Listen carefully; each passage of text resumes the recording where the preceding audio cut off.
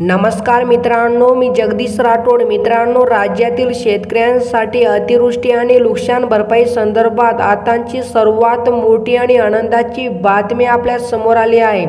हो मित्रांनो, यावर्षी राज्यामध्ये सरासरीपेक्षा जास्त पाऊस पडलेला आहे आणि याच्या अतिरिक्त पावसामुळे अनेक ठिकाणी अतिवृष्टी आणि पूर आलेला आहे।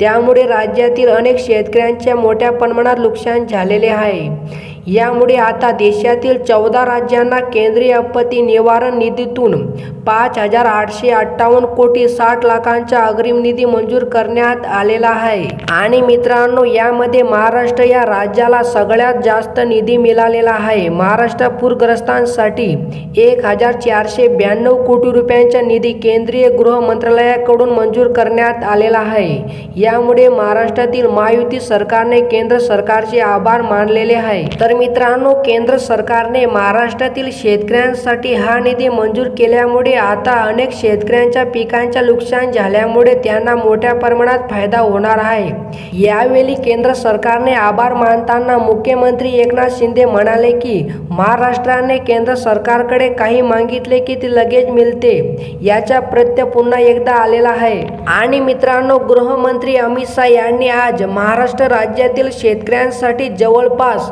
1,492 कोटी रुपयांचे पॅकेज जाहीर केलेले आहे।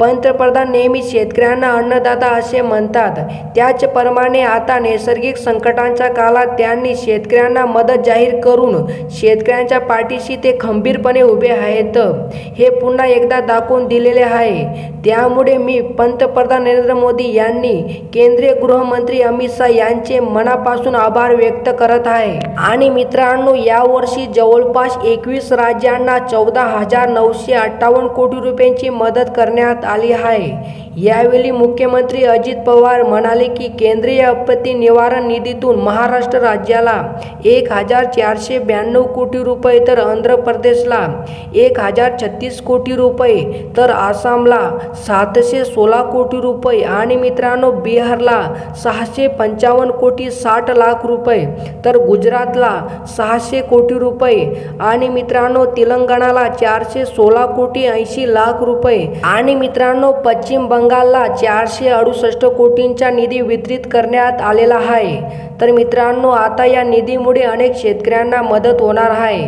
तर मित्रांनो, वरील सर्व राज्यांना हा अग्रिम निधी केंद्र शासनाकडून वितरित करण्यात आलेला आहे। आणि मित्रांनो, ही रक्कम या राज्यातील पात्र शेतकऱ्यांच्या बँक खात्यामध्ये लवकरच जमा होणार आहे। तर मित्रांनो, अशा प्रकारे ही काही छोटीशी अपडेट होती। जर तुम्हाला ही अपडेट आवडली असेल तो नक्कीच चॅनलला सबस्क्राईब करा, व्हिडिओला लाईक करा। चला मित्रांनो, भेटूया नवीन एका व्हिडिओमध्ये। धन्यवाद मित्रांनो।